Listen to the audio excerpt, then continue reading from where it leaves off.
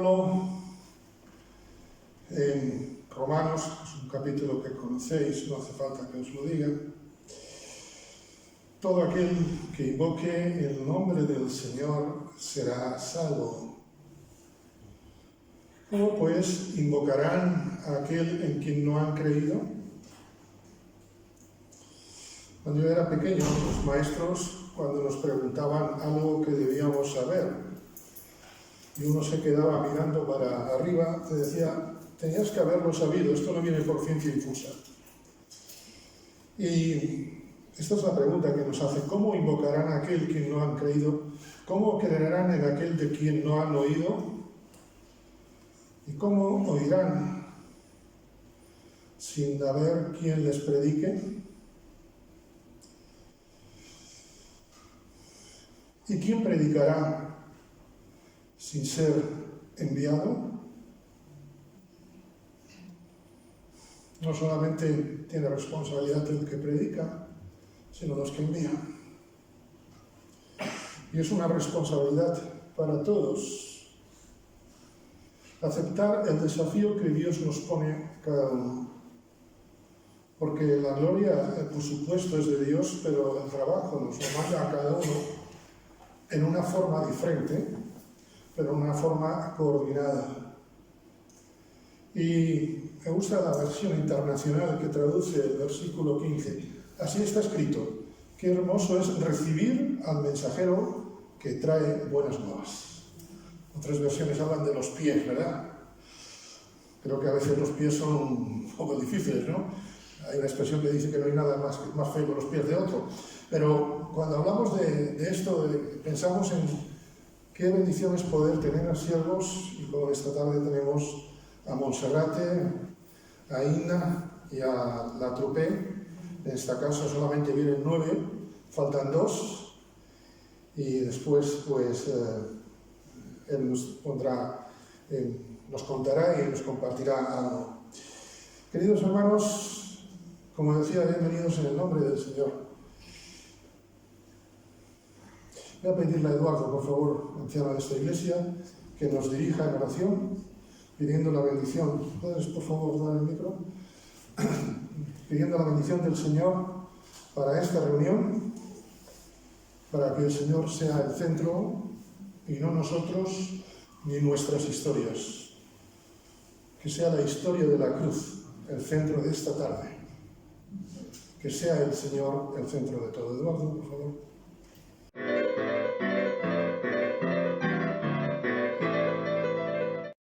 Me gustaría en esta tarde compartir algunos pensamientos o palabras que Jesús dejó registradas en la historia de la humanidad, ¿no? Y me refiero al Sermón del Monte, pero concretamente en la primera parte de este sermón, que son las bienaventuranzas. Y me gustaría leer aquí en Mateo, capítulo 5, aquí desde el 1 hasta el 14, el 15, más o menos, ¿no? Intentaré, algunos lo iré más deprisa, ¿no?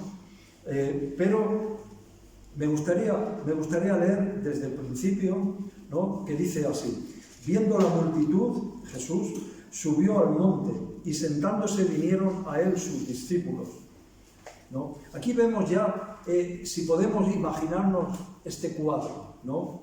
Que a Jesús le seguían multitudes de personas.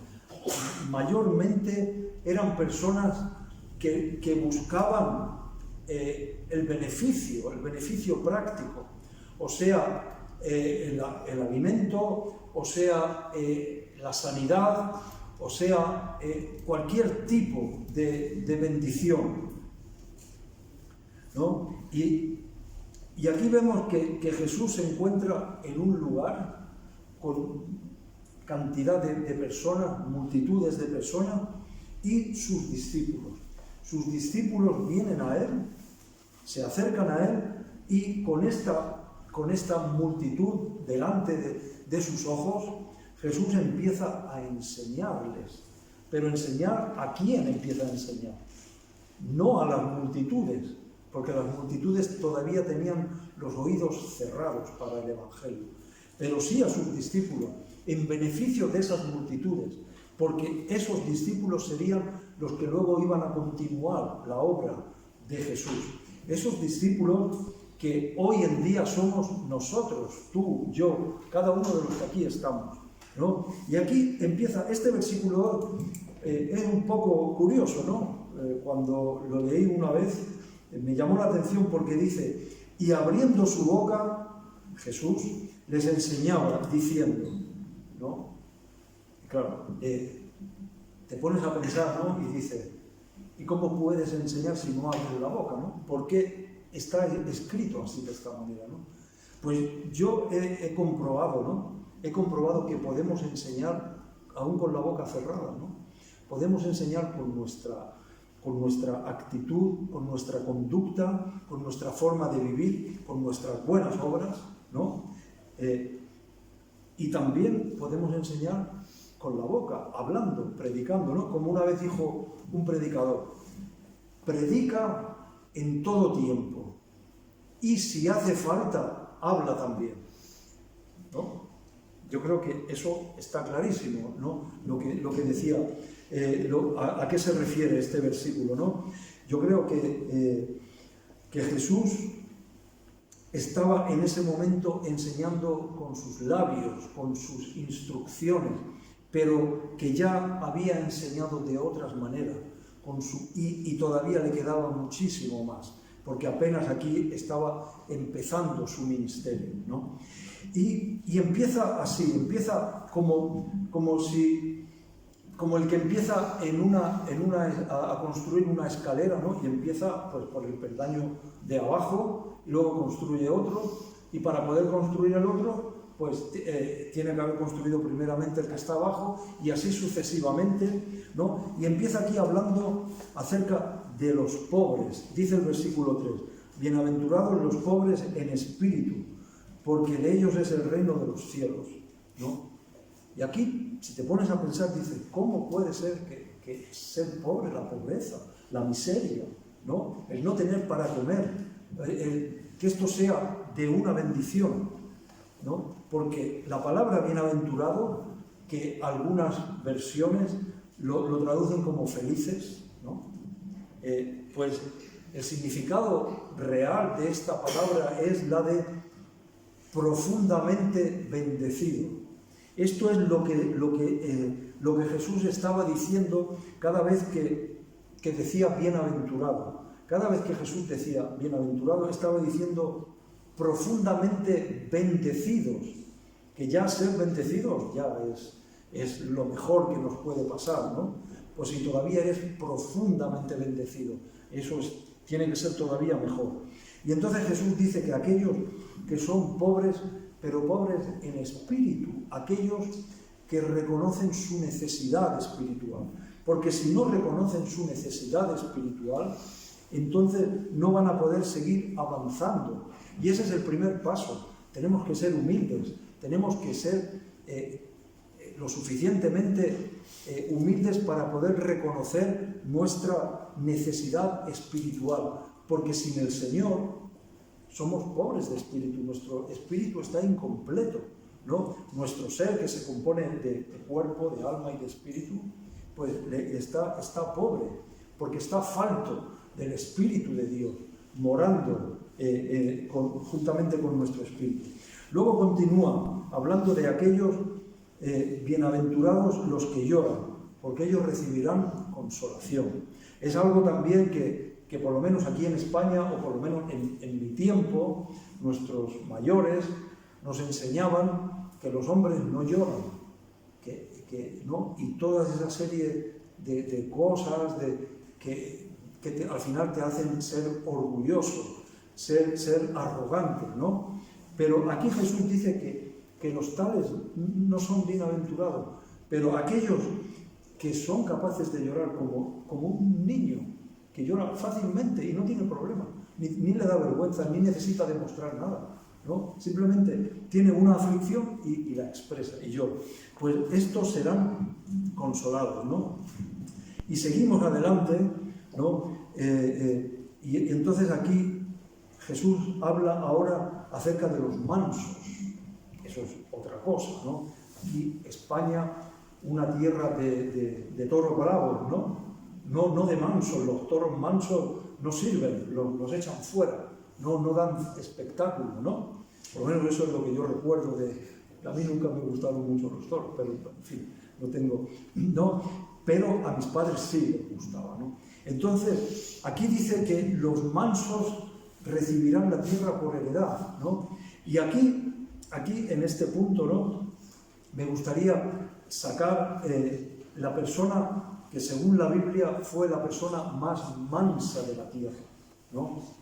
Creo que todos hemos leído que el hombre más manso de toda la tierra fue Moisés. Pero no sé si todos nos hemos puesto a pensar cómo ha sido posible eso, ¿no? Porque si conocemos la vida de Moisés, ¿no?, que fue adoptado por la hija de Faraón, ¿no? Fue un niño que creció en toda la sabiduría de los egipcios, que no era poca cosa, que era como ahora ir a Oxford, ¿no? Era lo máximo de aquel tiempo, era la civilización más avanzada, era el ejército número 1 de la tierra, era un ejército imbatible, era un ejército que habían esclavizado a Israel, pero también a otros pueblos. Eran todas esas pirámides, eso es la muestra del poderío del cual gozaban los egipcios, ¿no? Y Moisés había sido educado en todo esto, ¿no? Moisés era un soldado valiente, era un soldado capacitado, ¿no? No creo que era nada manso Moisés, era una persona orgullosa, ¿no? Porque se sentiría estar por encima de la mayoría de los que estaban ahí, por supuesto, por encima de todos los esclavos, ¿no? Pero ahora aquí la Biblia dice que Moisés era el hombre más manso de la tierra, ¿no? Ahora, yo me pregunto cómo es posible esto, ¿no? Y la respuesta también está en la Biblia. Moisés fue llamado por Dios con una tarea específica, pero para poder cumplir esa tarea, que era la de liberar a ese pueblo hebreo, ese pueblo grande, ¿no?, liberarlo de Faraón. Faraón era considerado como un dios sobre la tierra, porque tenía todo el poder de la tierra, lo tenía Faraón, ¿no? Pues para que Moisés pudiera cumplir esa tarea, Dios tuvo que tratar con Faraón, tuvo que llevarlo al desierto. Moisés estuvo por 40 años en el desierto y durante ese tiempo Dios trató con su orgullo, trató con su paciencia, trató con todas esas cosas que Moisés ignoraba y eran cosas necesarias, ¿no? De esa misma manera, ninguno de nosotros vamos a ir a liberar a un pueblo de un faraón, no, pero seguro que Dios tiene un ministerio para cada uno de nosotros, un propósito, un llamado, una obra, sea más grande, sea más pequeña, pero lo importante es que sea de Dios. Es algo que el Señor nos da. Y ahí es donde está toda la recompensa, donde está toda la unción y donde está toda la capacidad, cuando Dios nos llama.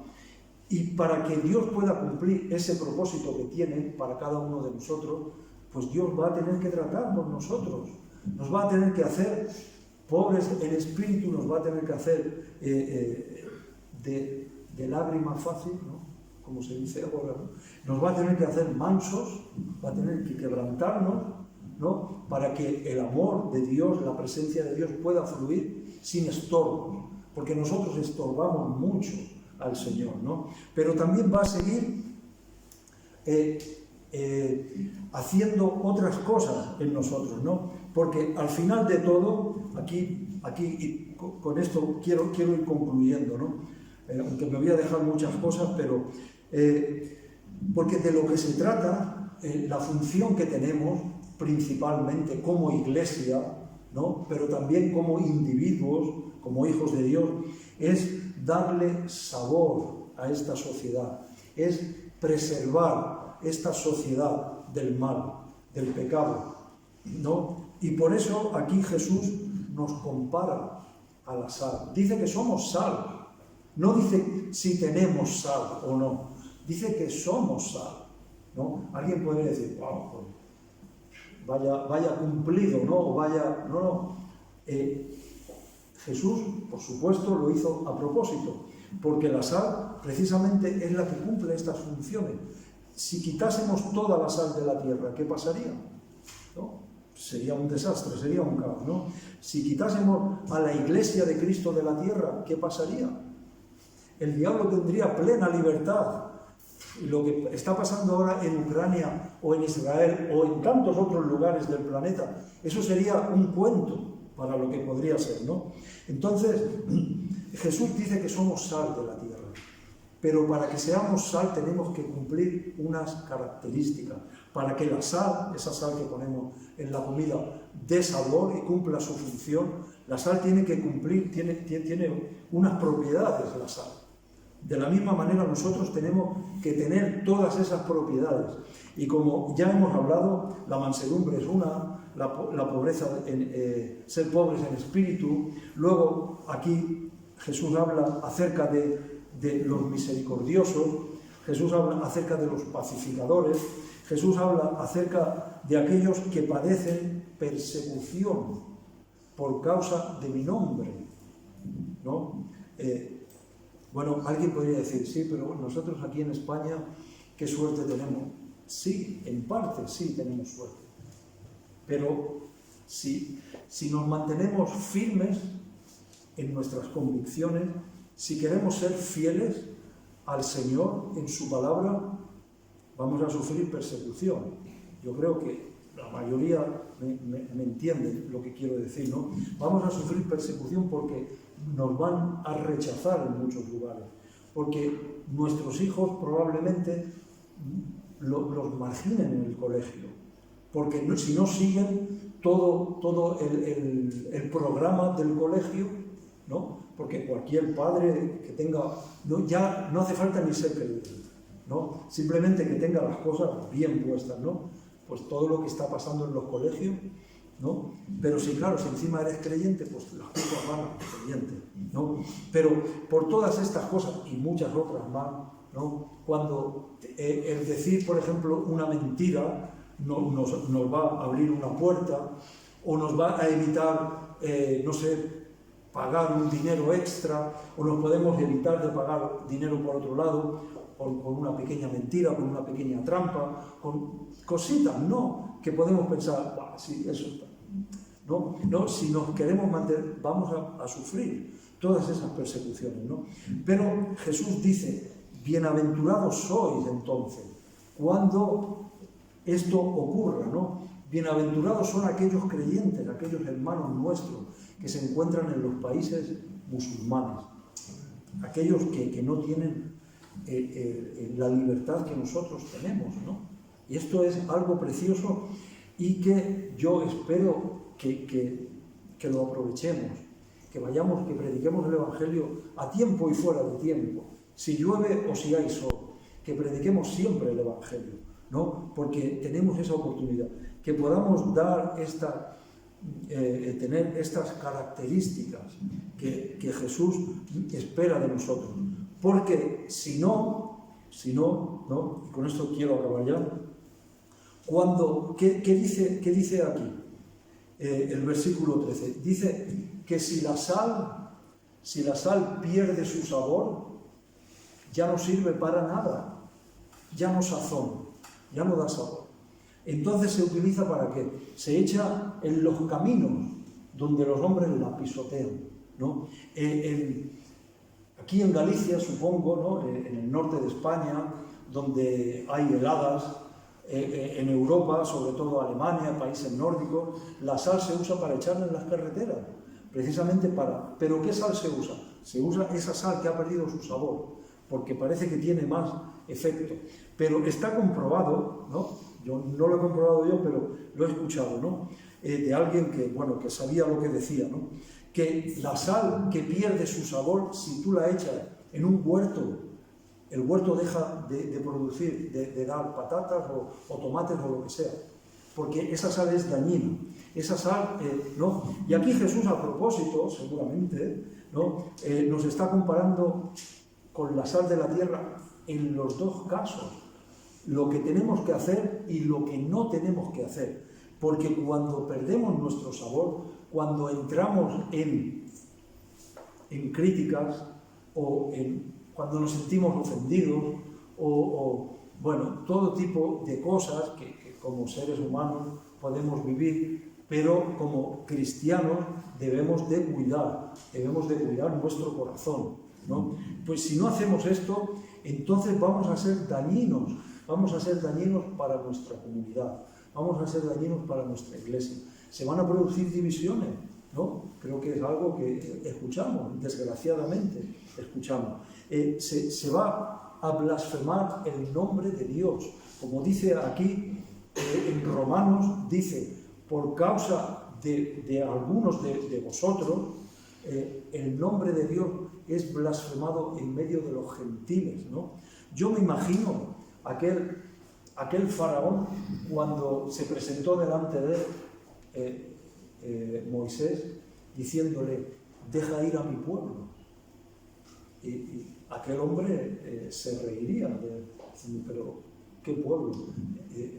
Dice, sí, y cuando Moisés le decía, sí, porque Dios me lo ha dicho, y Faraón se estaría muriendo de risa, ¿no? Pero ¿qué Dios? ¿Dónde está el Dios de los hebreos? Si los hebreos, por acaso, es verdad que tienen un Dios, ¿no? Pensaría este hombre, debería de ser así, de este tamaño, porque estos hebreos son esclavos míos, ¿dónde está su Dios, no? Y de alguna manera, los gentiles, la gente, los inconversos, el mundo que nos observa con mucha atención, podrían decir lo mismo, podrían pensar, ¿qué Dios? Pero si hacen las mismas cosas que nosotros, si viven, que solo que van, los domingos van al culto, ¿y qué? Pues yo voy al bar a tomarme unas cañas, ¿no? ¿Qué diferencia hay? ¿No? Es lo que puede, pero otra cosa muy diferente es cuando nosotros estamos dando sabor, cuando estamos dispuestos a padecer esa persecución, ¿no? Porque nos ponemos en pie por nuestros valores, nuestros principios. Ahí la presencia de Dios está con nosotros, Dios se identifica con nosotros, Dios se refleja a través de nosotros. Y los incrédulos, los que quisieran avergonzarnos, callarán, enmudecerán, ¿no? Entonces, que Dios nos ayude en esta tarde a cada uno de nosotros para que nos consagremos más, para que busquemos tener todas estas propiedades, que aunque no hemos tenido tiempo de verlas todas, pero sí que cada uno en casa puede echarle un vistazo, porque es el mensaje más importante, es el corazón del Evangelio. Esto es como la constitución, por así decir, del reino de los cielos, ¿no? Entonces creo que es algo importante que leamos, que estudiemos, pero que sobre todo que lo pongamos en práctica, que si nos falta de algo, que pidamos a Dios que nos da en abundancia. Amén.